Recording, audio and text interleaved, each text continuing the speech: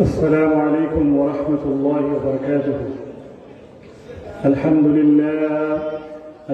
لله نحمده ونستعينه ونستغفره ونؤمن به ونتوكل عليه ونعوذ بالله من شرور أنفسنا ومن سيئات أعمالنا. من يهده الله فلا مضل له ومن يضلل فلا هادي له. ونشهد أن سيدنا ومولانا محمدا عبده ورسوله الذي أدى الأمانة ونصح الأمة وكشف الغمة وجاهد في الله حق جهاده. إمام المجاهدين والمرسلين والمتقين والشهداء والصالحين. أما بعد فأعوذ بالله من الشيطان الرجيم. بسم الله الرحمن الرحيم. اعلموا أنما الحياة الدنيا لعب ولهو وزينة وتفاخر بينكم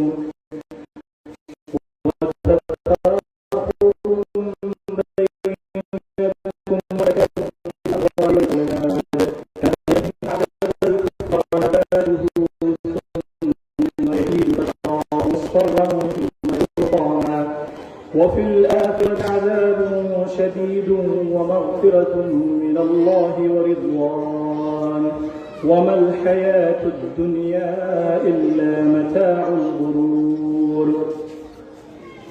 وعن سهل بن سعد رضي الله تعالى عنه قال رسول الله صلى الله عليه وسلم: أتاني جبريل فقال: يا محمد عش ما شئت وأحبب ما شئت وأحبب من شئت واعمل فإنك مجزي به، واعلم أن شرف المؤمن قيامه بالليل وعزه استغناؤه عن الناس. وعن سهل بن سعد رضي الله تعالى عنه قال: أتاني جبريل فقال: يا محمد عش ما شئت فإنك ميت وأحبب ما شئت فإنك مفارقه واعمل ما شئت فإنك مجزي به، واعلم أن شرف المؤمن قيامه بالليل وعزه استغناؤه عن الناس، أو كما قال رسول الله صلى الله عليه وسلم. بارك الله لنا ولكم في القرآن العظيم ونفعنا وإياكم بالآيات والذكر الحكيم. اللهم علمنا ما ينفعنا وانفعنا بما علمتنا وزدنا علما. معزز حاضرین کرام، উপস্থিত উলামায়ে কেরাম, তলাবা মাইশর এবং পর্দার আড়ালে উপস্থিত সম্মানিত মা বোনেরা, আসসালামু আলাইকুম ওয়া রাহমাতুল্লাহি ওয়া বারাকাতুহু। এই মাদ্রাসার সম্মানিত সুনামধন্য মুহতামিম মৌলানা আহমদ আলী দামাত বারাকাতুহু আলিয়া, আল্লাহ তাকে সুস্থতার সহিত নেক হায়াত দান করুন। আমাকে বলেছেন, নির্দেশ দিয়েছেন কিছু আলোচনা রাখার জন্য।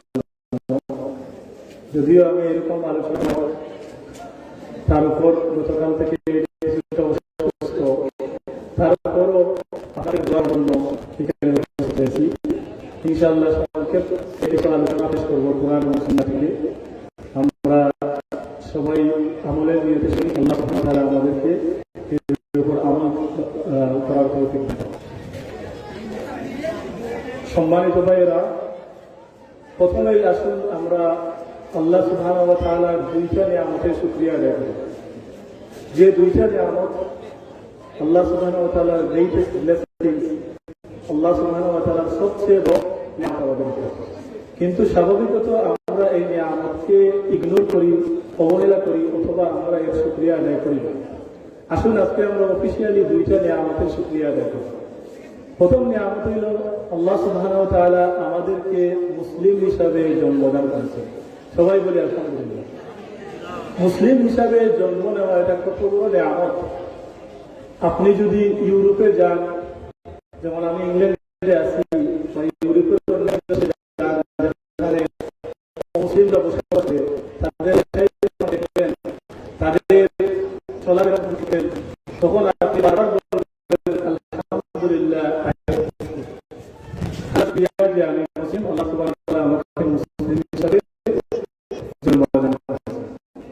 দেখেন এটা এমন, আমরা কিন্তু এর জন্য আল্লাহ থেকে কোনো দোয়া করি চাই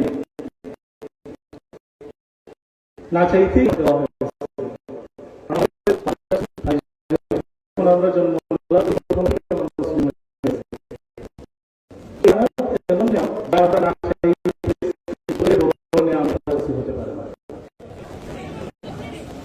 ইউরোপে অসংখ্য অগণিত ইসলামের নিয়ামত গ্রহণ করতেছে, তারা ইসলামের সৌন্দর্য দেবে, ইসলামের মুসলমানদের চালচলন দেবে। আলহামদুলিল্লাহ আমার কাছেও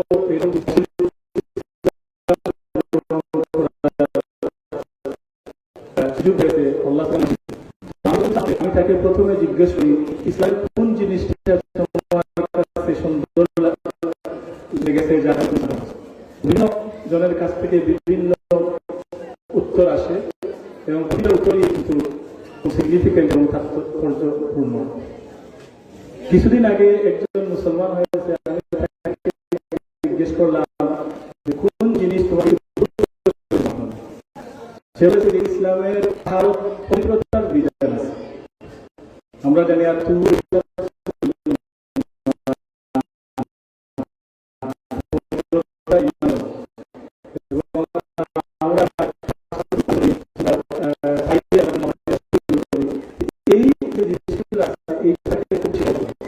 সে বললো আমাদের মুসলিমরা আছে, বন্ধুরা আছে, তারা অনেক সময় ওরা বুঝে, ওরা ইস্তেঞ্জা করে, শুধু টিস্যু ব্যবহার করে, বিভিন্ন ধরনের জিনিস আছে। কিন্তু আমি যখন আমার মুসলিম বন্ধুদেরকে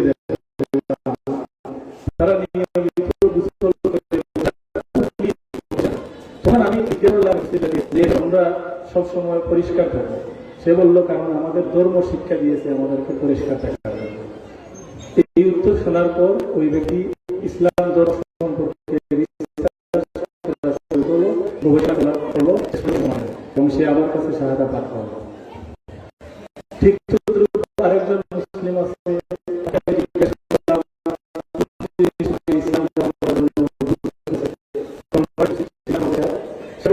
ইসলামের সময়ানুবর্তিতা, ডিসিপ্লিন, মানে প্রতিটা কাজ সময়ে সময়ে করা হয়, তাদের মধ্যে রুটিন মাফিক চলার যে একটা সিস্টেম আছে, ওই সিস্টেমটা আমাকে খুব বেশি প্রভাবিত করেছে এবং আমি চাই আমার লাইফও রুটিন মতো হবে এবং আমি ইসলাম গ্রহণ করেছি এই জন্য। এরকম আরো অসংখ্য অগণিত ঘটনা আছে।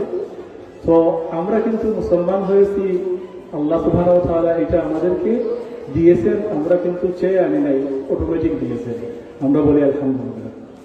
দ্বিতীয় জন্য আমরা কখনো শুকরিয়া আদায় করি না বা করার খেয়াল করি না, এটা হচ্ছে আল্লাহ সুবহানাহু ওয়া তাআলা আমাদেরকে সর্বশ্রেষ্ঠ মানব মুহাম্মদুর রাসূলুল্লাহ সাল্লাল্লাহু আলাইহি ওয়াসাল্লাম হিসাবে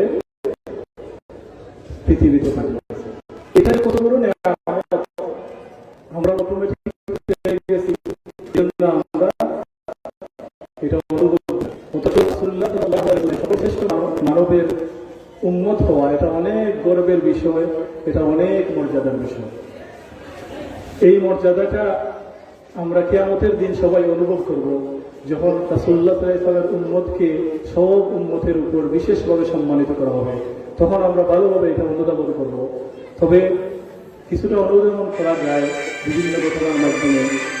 আম্বিয়া কেরাম রাসূলুল্লাহ সাল্লাল্লাহু আলাইহি ওয়াসাল্লামের উম্মত হওয়ার আকাঙ্ক্ষা করেন, ঈসা আলাইহিস সালাম রাসূলুল্লাহ সাল্লাল্লাহু আলাইহি ওয়াসাল্লামের উম্মত হওয়ার আকাঙ্ক্ষা করেন এবং তিনি শেষ সময়ে রাসূলুল্লাহ সাল্লাল্লাহু আলাইহি ওয়াসাল্লামের উম্মত হিসাবে পৃথিবীতে আসবেন। ওই সময় তিনি নবী থাকবেন, যার উম্মত হওয়ার জন্য ইভেন নবী আম্বিয়া কেরাম তারাও আকাঙ্ক্ষা করতেন। আর আমরা সেই উম্মত অটোমেটিক হয়ে গেছি, আমরা কখনো দোয়া করি না। রাসূলুল্লাহ সাল্লাল্লাহু আলাইহি ওয়াসাল্লাম সর্বশ্রেষ্ঠ মানুষ, পৃথিবীর ইতিহাসের সর্বশ্রেষ্ঠ মানুষ। এইরকম মানুষ কখনো আসেন নাই এবং কখনো আসবেন না। এটা শুধু আমার কথা নয়, এটা অমুসলিমদের কথা। অমুসলিম একজন প্রসিদ্ধ হিস্টোরিয়ান আছেন, ইতিহাসবিদ, যার নাম হলো Michael H heart. Michael H heart ইউরোপে খুব প্রসিদ্ধ একজন ইতিহাসবিদ। তার একটা লেখা বই আছে, যা বইয়ের নাম হলো দ্য 100, পৃথিবীর শ্রেষ্ঠ 100 জন মনীষী। সে কিন্তু খ্রিস্টান। সে ওই বুকটা লিখেছে অনেক রিসার্চ করে পৃথিবীর ইতিহাসে সর্বশ্রেষ্ঠ 100 জন মানবের জীবনী সেই বইতে আনছে। এটা খুব ফেমাস ইউরোপে।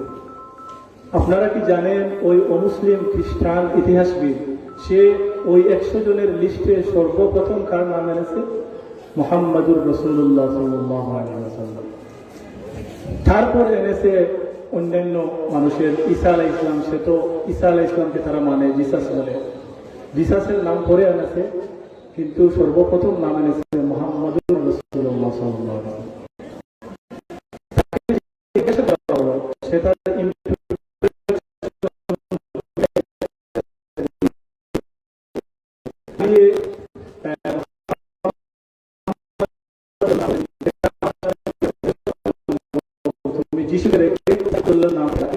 কেন মোহাম্মদুর রাসূলুল্লাহর নাম সর্বপ্রথম আমি রেখেছি?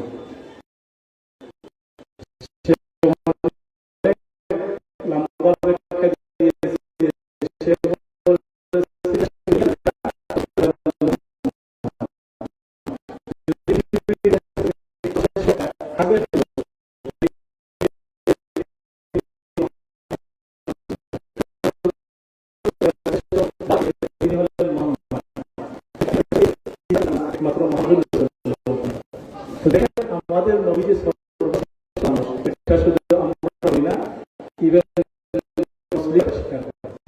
সর্বশ্রেষ্ঠ মানবের আপনি আবারও অন্তঃস্থল থেকে বলুন সুবহানাল্লাহ, আলহামদুলিল্লাহ। সম্মানিত, খুব সংক্ষেপে আলোচনা করব। আমাদের এখানে উলামায়ে কেরাম আলোচনা করবেন, তারা উপস্থিত। আমি বেশি দীর্ঘ করব না আলোচনা। আমি আপনাদের সামনে একটি হাদিস পাঠ করেছি এবং একটি আয়াত কোরআন পাঠ করেছি, এর আলোকে কিছু আলোচনা করব। আল্লাহ সুবহানাহু ওয়া তাআলা কোরআনের সূরা হাদীদের মধ্যে বলেন, ই'লামু আন্নামাল হায়াতুদ দুনিয়া লা'ibun ওয়া লাহবুন ওয়া যিনাহ ওয়া তাফাখুরুন বাইনাকুম ওয়া তাকাসুরুন ফিল আমওয়ালি ওয়াল আওলাদ। আল্লাহ সুবহানাহু ওয়া তাআলা পৃথিবীর মানুষের জীবনের উদাহরণ দিতেছেন যে মানুষের জীবন হলো লা'ibun ওয়া লাহবুন ওয়া যিনাতুন ওয়া তাফাখুরুন বাইনাকুম ওয়া তাকাসুরুন ফিল আমওয়ালি ওয়াল আওলাদ। মানুষের জীবন হলো পাঁচটা জিনিসের সমষ্টি। প্রথমটা হলো লাহবুনের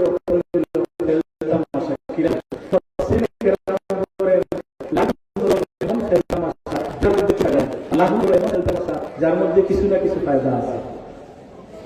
তারপর বলেছেন ওয়াজিনাতুন, সাজসজ্জা, চাকচিক্য, ওয়া তাফাখুরুন বাইনাকুম, পরস্পরে অহমিকা, পরস্পরে অহংকারের প্রতিযোগিতা, বাইনাকুম ফিল আমওয়ালি ওয়াল আওলাদ, সম্পদের ক্ষেত্রে এবং সন্তানাদির ক্ষেত্রে পরস্পরের অহমিকা। এই পাঁচটা জিনিসের সমষ্টির নাম হলো মানুষের পার্থিব জীবন।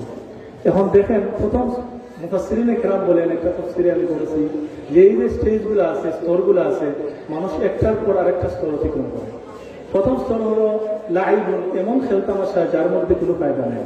ছোট বাচ্চারা আপনারা পুতুল নিয়ে খেলা করে, ছোট ছোট খেলনা নিয়ে খেলা করে, তার কাছে এই খেলনাগুলো হলো তার জীবন। আপনি যদি তার একটা খেলনা নিয়ে নেন বা ভেঙে ফেলেন, সে কিন্তু কাঁদতে কাঁদতে শেষ হয়ে যাবে।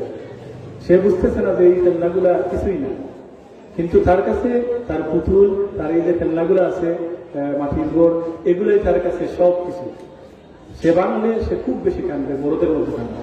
কিন্তু যখন সে একটু বড় হয়, মনে করেন 7 থেকে 10 বছর বড় হয়, তখন সে হাসে, ওই খেলনাগুলো ওইগুলো মনে করে হাসে যে এই ছোট পুতুল নিয়ে আমি কি কান্নাকানি করতাম, এই ছোট খেলনা নিয়ে কি কান্নাকানি করতাম, এগুলো তো কিছুই না। সে বুঝতে পারে, অনুবাদন করতে পারে।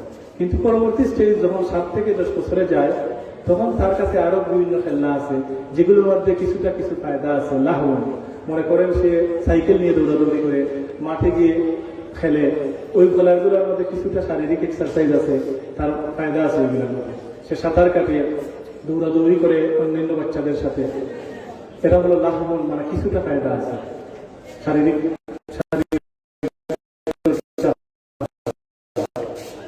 তারপর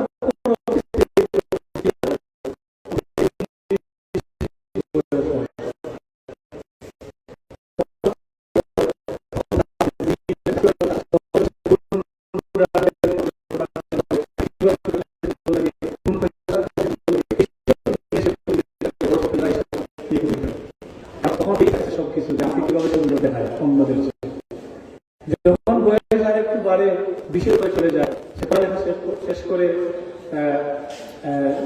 জব স্টার্ট করে সে তার চাকরি জীবন শুরু করে, তখন কি তাফাকুরুন বাইনাকুম ওয়া তাকাসুরুন ফিল আমওয়ালি ওয়াল আওলাদ, তখন সে তাফাকুরুন বাইনাকুম, পরস্পর সে অহংকারের প্রতিযোগিতা, কার থেকে কার বেশি ইনকাম, কে বেশি ভালো জব করে, কে বেশি ইস্টাবলিশ, এইরকম একটা প্রতিযোগিতা কাজ করে 20 থেকে 30 বছর বয়সের মধ্যে।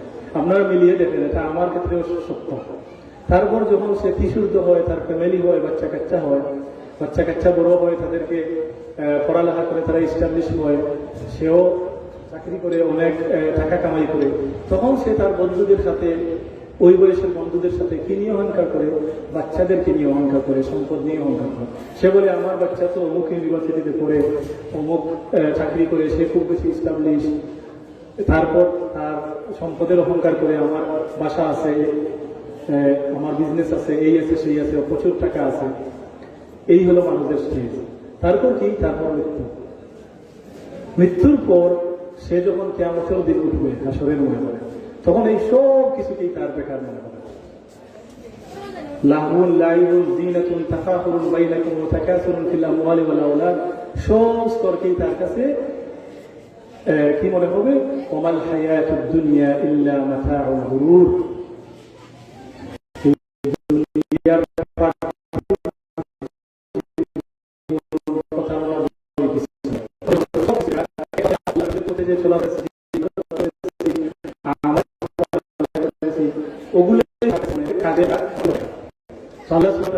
এই উদাহরণ দিয়েছেন, আমাদেরকে শিক্ষা দিয়েছেন, শিক্ষা গ্রহণ করি। অসাধারণ দিয়েছেন, মানুষের পার্থিব জীবনের অসাধারণ উদাহরণ দিয়েছেন। ইমাম গাজালি বলেন যে এক ব্যক্তি সে জঙ্গল দিয়ে হাঁটতেছে, সে জঙ্গল দিয়ে মনের সুখে হাঁটতেছে, হঠাৎ পিছনে তাকিয়ে দেখে একটি সিংহ তাকে তাড়া করতেছে। সে সিংহ থেকে বাঁচার জন্য খুব বেশি দৌড়ে যায়, তখন একটি কূপ দেখে, গভীর কূপ যেখানে পানি আছে, সে সিংহ থেকে বাঁচতে ওই কূপের মধ্যে জাপ দিয়ে পড়ে যায়। জাপ দিয়ে যখন পড়ে, তখন দেখে একটা দড়ি আছে, যেটা উপরের গাছ থেকে লটকানো, সম্ভবত কুয়া থেকে পানি তোলার জন্য। সে ওই এই রশি যে আছে দড়িতে জাপটে ধরে এবং এভাবে লটকিয়ে থাকে, কারণ সিংহ তো কূপের মধ্যে নামবে না, পানির মধ্যে নামবে না। যাই হোক, সে এই দড়ি ধরা অবস্থায় নিচের দিকে থেকে তাকিয়ে দেখে বিষাক্ত একটি সাপ, বড় একটি সাপ হা করে তার দিকে তাকিয়ে আছে। সে নিচে পড়বে আর তাকে গিলে ফেলবে। উপরে সিংহ তাকিয়ে আছে, উপরে উঠলে সিংহ তাকে আক্রমণ করবে। নিচে তাকিয়ে আছে বিষাক্ত সাপ, সে শুধু পড়বে আর সাপ তাকে গিলে ফেলবে। হঠাৎ সে দেখে দুইটা ইঁদুর, একটা কালো ইঁদুর এবং একটা সাদা ইঁদুর। ওই কালো এবং সাদা ইঁদুর তার যে দড়ি আছে, ওই দড়িটাকে কাটতেছে, খাইতেছে। ইঁদুর দেখেন না, দড়ি ফেলে এইগুলা খেয়ে ফেলে। সাদা ইঁদুর এবং কালো ইঁদুর, সে যে একমাত্র আশ্রয় তার দড়ি, ওই দড়িটা অল্প অল্প করে খেয়ে ফেলতেছে এবং সে পড়ে যাওয়ার উপক্রম। দেয়ালের দিকে তাকিয়ে দেখলো একটা মৌমাছির চাক মধুতে পরিপূর্ণ। তখন সেসব কিছু ভুলে গেল, তার উপরে যে লায়ন আছে, সিংহ, তার কথা ভুলে গেল, নিজে যে সাপ আছে তার কথা ভুলে গেল, তারপর দুইটা ইঁদুর যে তার রশি খেয়ে ছিঁড়ে ফেলতেছে ওইটাও ভুলে গেল। সে তার আঙ্গুল দিয়ে এই মৌচাক থেকে মধু খাওয়া শুরু করল।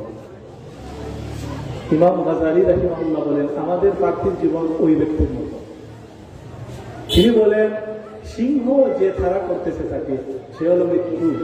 মৃত্যু আমাদের সবাইকে এভাবে তাড়া করতেছে, আর সে দড়ি দিয়ে ধরতেছে এবং নিচে যে সাপ হা করে অপেক্ষা করছে, এটা হলো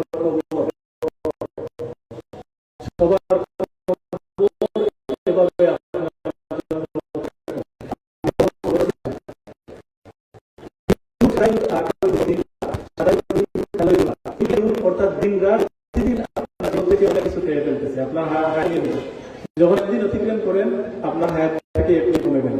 ওই ইঁদুরের মতো, ইঁদুর যে দড়িকে খেয়ে ফেলে কমিয়ে দিতেছে, ঠিক তদ্রুপ ভাবে দিন রাতের আবর্তন আপনার হায়াতকে কমিয়ে দিতেছে। আর ওই যে মৌচাক আছে, সে মৌচাকে আঙ্গুল দিয়ে খাইতেছে, ওটা হইল আমাদের জীবন। আমরা মৌচাকের মধুর স্বাদে সব কিছু ভুলে যাই। আমাদের মৃত্যু সিংহ স্বরূপ, যে সিংহর আকারে যে মৃত্যু আছে ওইটা আমরা ভুলে যাই। কবর সাপের আকারে যে কবর আছে ওইটা ভুলে যাই। দিন রাতের আবর্তন ভুলে যাই। আমরা মৌচাকের মধ্যে নিয়ে ব্যস্ত হয়ে যাই। ইমাম গাজ্জালী রাহিমাহুল্লাহ বলেন, মানুষের জীবনের উদাহরণ অসম্ভব একটি অসাধারণ একটি উদাহরণ দিয়েছিলেন গাজ্জালী। যাই হোক, আমাদেরকে পার্থিব জীবন আমি একটি হাদিস পাঠ করেছি, যে হাদিসটি সাহাবী রাদিয়াল্লাহু আনহু, তিনি বলেন আল্লাহর রাসূল সাল্লাল্লাহু আলাইহি ওয়াসাল্লাম বলেছেন যে আমার কাছে একদিন জিবরিল আসলেন। জিবরিল এসে আমাকে উপদেশ দিলেন, 5টা উপদেশ। দেখেন, এটা কিন্তু খুব ইন্টারেস্টিং হাদিস। জিবরিল হলেন সর্বশ্রেষ্ঠ ফেরেশতা। ذي قوة عند ذي العرش مكين مطاع ثم أمين। এটা হলো জিবরিল আলাইহিস সালামের গুণ। তিনি হলেন আসমানের সব ফেরেশতাদের চেয়ে লিডার, সর্বশ্রেষ্ঠ ফেরেশতা। তিনি উপদেশ দিচ্ছেন কাকে? সর্বশ্রেষ্ঠ মানুষকে। রাসূলুল্লাহ সাল্লাল্লাহু আলাইহি ওয়াসাল্লাম সর্বশ্রেষ্ঠ ফেরেশতা, সর্বশ্রেষ্ঠ মানবকে কি উপদেশ দিতেছেন আমরা তা শুনি। রাসূলুল্লাহ সাল্লাল্লাহু আলাইহি ওয়াসাল্লাম এটা বর্ণনা করেছেন যাতে আমরা এই উপদেশ থেকে, নসিহত থেকে উপদেশ গ্রহণ করতে পারি। প্রথম উপদেশ যেটা জিবরিল আলাইহিস সালাম দিয়েছেন, তিনি বলেন, ইয়া মুহাম্মদ ইসমা শিতা ফাইন্নাকা মাইয়িতুন। হে মুহাম্মদ, তুমি যতটুকু বাঁচার বেঁচে নাও, ফাইন্নাকা মাইয়িতুন, তবে স্মরণ রাখবে তুমি একদিন মারা যাবে। প্রথম উপদেশ, যতদিন বাঁচার বেঁচে নাও, হায়াত যতদিন আছে বেঁচে নাও, তবে তোমার শেষ পরিণাম মৃত্যু। প্রথম উপদেশ, শেষ পরিণাম মৃত্যু। আমরা তো সবাই জানি আমাদের শেষ পরিণাম কি? মৃত্যু।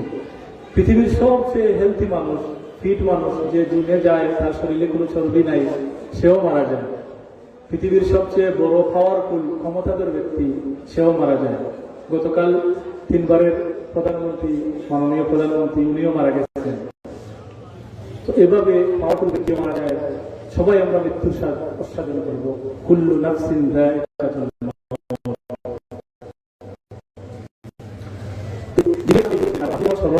যে আপনার একদিন মৃত্যুবরণ করতে হবে, তখন আপনি প্রতিটা কাজ বুঝে শুনে করবেন, কারণ আপনার সময় শেষ হয়ে আসতেছে। কাফা বিল মারই কাফা বিল মাউতি ওয়াইজান, কাফা বিল মাউতি ওয়াইজান। রাসূলুল্লাহ সাল্লাল্লাহু আলাইহি ওয়াসাল্লাম বলেন যে মৃত্যু উপদেশ হিসাবে যথেষ্ট, আর কোনো উপদেশের দরকার নাই। আমরা যখন মৃত্যুর কথা স্মরণ করি, আর কোনো উপদেশ নসিহতের দরকার নাই, এটাই আমাদের জন্য যথেষ্ট উপদেশ গ্রহণ করার জন্য। তো আমাদেরকে মৃত্যুর ভয় করতে হবে এবং আমাদেরকে বুঝতে হবে যে আমাদের লাইফ চিরস্থায়ী নয়, আমাদেরকে আখিরাতের কাজ শুরু করে দিতে হবে। প্রতিটা মুহূর্ত ইম্পর্টেন্ট। ওই যে সাদা ইঁদুর আর কালো ইঁদুর দিন রাত প্রতিটা আপনার জীবন থেকে কেটে ফেলতেছে। আমরা কি করি? অনেক মানুষ জন্ম তারিখ সেলিব্রেশন করে, বার্থডে। যখন তার জন্ম তারিখ আসে, সে কি করে? কেক আনে, মোমবাতি দিয়ে সেলিব্রেশন করে, উদযাপন করে। আসলে এটা তো উদযাপনের বিষয় না, কারণ যখন আপনার জন্ম তারিখ আসলো, আপনার লাইফ থেকে 1 বছর চলে গেল, এই জন্য আপনি দুঃখিত হবেন, এটা তো আনন্দিত হওয়ার বিষয় না। আপনি যখন জন্মদিন পালন করতেছেন, এর অর্থ হলো আপনার বছর থেকে, আপনার হায়াত থেকে 1 বছর চলে গেছে, কিন্তু কি করতেছেন আপনি? আপনি খুব আনন্দিত। এটা আনন্দের বিষয় নয়, বরং শিক্ষা নেওয়ার বিষয়, যে আমার লাইফ তো শেষ হয়ে যেতেছে, আমি কি করবো। যাই হোক, দ্বিতীয় উপদেশ জিবরিল আলাইহিস সালাম সর্বশ্রেষ্ঠ ফেরেশতা, সর্বশ্রেষ্ঠ মানুষকে দিয়েছেন, ওয়া আহবিব মান শি'তা ফাইন্নাকা মুফারিকু। তুমি যাকে ইচ্ছা মহব্বত করো, ভালোবাসো, তুমি স্মরণ রাখবে তুমি একদিন তাকে ছেড়ে যাবে। তুমি যখন মারা যাবে, তখন তোমার মহব্বতের সবচেয়ে বেশি মহব্বতের মানুষ তাকে তোমাকে ছেড়ে যেতে হবে। আমরা কাকে সবচেয়ে বেশি মহব্বত করি? আমাদের মা বাপকে, আমাদের বউ বাচ্চাকে, ভাই বোনেদেরকে আমরা বেশি মহব্বত করি। ইভেন বন্ধুকেও আমরা বেশি মহব্বত করি। আমরা কল্পনা করতে পারি না যে আমার বন্ধুকে আমি ছেড়ে যাব, কিন্তু বাস্তবতা হলো আপনি অথবা আপনার বন্ধু, আপনি অথবা আপনার মা বাপ, যে কেউ আপনাকে একদিন ছেড়ে যাবে, অথবা আপনি তাকে একদিন ছেড়ে যাবেন। এই সত্য, চিরসত্য আপনাকে মনে রাখতে হবে। মনে রাখলে কি ফায়দা হবে? তখন আপনার বন্ধুত্বটা হবে, ভালোবাসাটা হবে দিনের জন্য, আপনার ভালোবাসাটা হবে আখিরাতের উপকারের জন্য। আপনার বন্ধু বন্ধুকে, কনিষ্ঠ বন্ধু, আপনি বেঁচে যান, আপনার ওই বন্ধু চিরদিনের জন্য দুজখে যাক, এটা তো আপনি চাইবেন না। এবং আপনি কি চান আপনার বউ বাচ্চা জাহান্নামে যাক, নাউযুবিল্লাহ, এবং আপনি বেহেশতে যান? আপনি কি চাইবেন আপনার মা বাপ বেহেশতে যান আর আপনি যান দুজখে? এটা তো কেউ চাইবেন। কিন্তু এটা যদি হয়ে যায় তাইলে তো আপনার সাক্ষাতের আর কোনো সুযোগ নেই, কমপ্লিট সেপারেশন। আপনি এক জায়গায়, আপনার মা বাপ, ভাই বোন, বন্ধুরা আরেক জায়গায়। তাই আপনাদের কি করতে হবে? আমাদের চেষ্টা করতে হবে আমরা যাকে ভালোবাসি তাকে দিনের জন্য ভালোবাসবো, তাকে যেন আমরা জান্নাতে নিয়ে যেতে, এটাই ভালোবাসা। আপনি তাকে জান্নাতে নিয়ে যেতে পারেন, চিরস্থায়ী জীবন, আপনি তার সাথে বন্ধুত্ব চিরস্থায়ী থাকবে, আপনার মা বাবার সাথে সম্পর্ক চিরস্থায়ী থাকবে, কারণ আপনারা দুজনেই জান্নাতে থাকবেন। তাই এই উপদেশের অর্থ হলো যাকে ইচ্ছা ভালোবাসো, কিন্তু মনে রাখো তাকে একদিন ছেড়ে যেতে হবে। এর অর্থ হলো তুমি তাকে তোমার সাথে জান্নাতে নিয়ে যাওয়ার জন্য।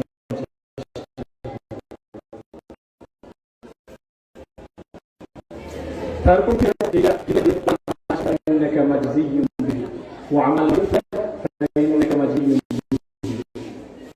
তুমি যা ইচ্ছা করার মনে রাখো তোমাকে কর্মফল ভোগ করতে হবে। তুমি তোমাকে কেউ আজকাল প্রতিটা মানুষকে একটি দিয়েছে, সে যা ইচ্ছা করার করতে পারে। উইল, তাকে ইচ্ছা শক্তি দিয়েছেন যে সে যা ইচ্ছা করতে পারে। মনে রাখো তুমি যদি ভালো কিছু করো তাহলে ভালো প্রতিফল পাবে।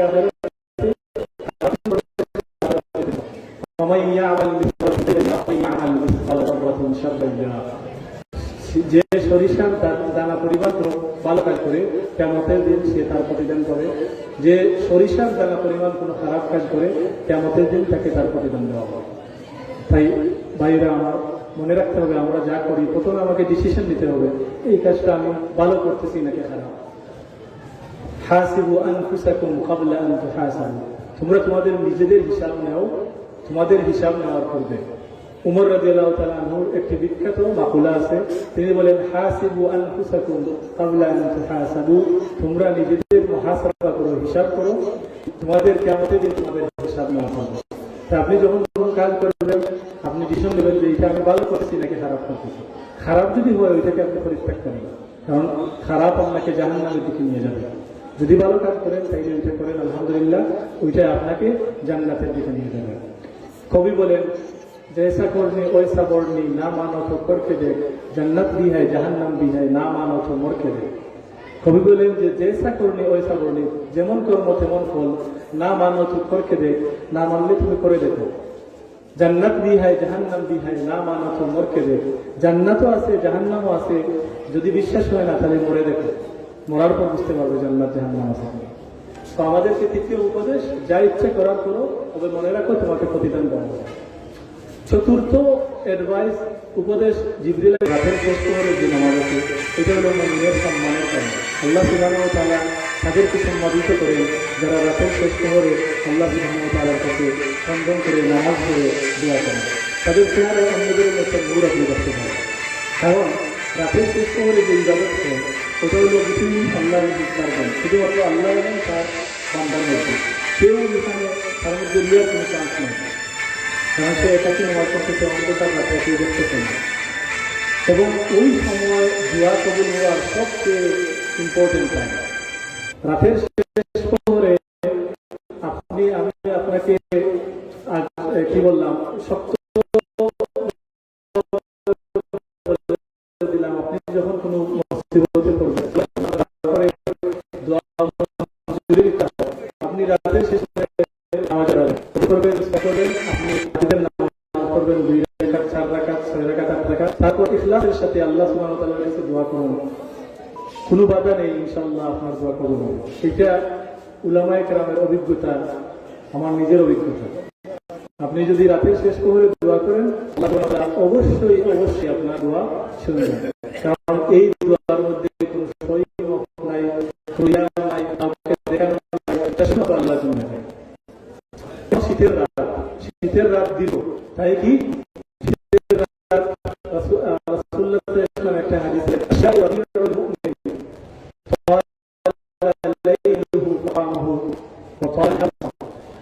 যে শীতকাল মুমিনদের জন্য বসন্তকাল বসন্তকাল আনন্দ করে প্রকৃতি আনন্দ করে। শীতকাল হলো মুমিনদের জন্য বসন্তকাল স্বরূপ, মুমিনদেরকে আনন্দিত করে। কেন? কারণ শীতকালের রাত লম্বা থাকে, তখন রাসূলুল্লাহ সাল্লাল্লাহু আলাইহি ওয়াসাল্লাম বলেন সে রাত দীর্ঘ হওয়ার কারণে সে তাহাজ্জুদ ইজিলি করতে পারে, সে রাতে খুব সহজে উঠতে পারে। দিন ছোট হওয়ার কারণে সে খুব সহজে রোজা রাখতে পারে।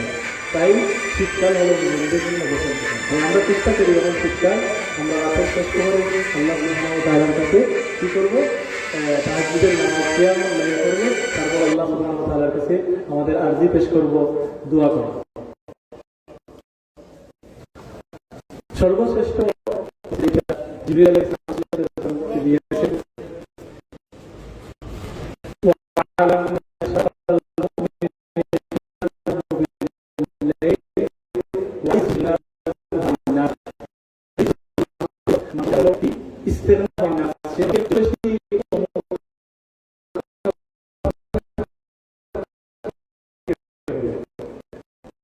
মানুষের উপর মানুষের উপর আপনার আপনি কি করবেন,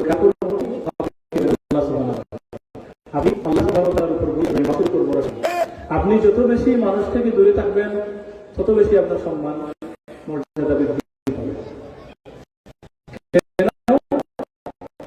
কারণ মানুষ মজ্জাগত মানুষ কি করে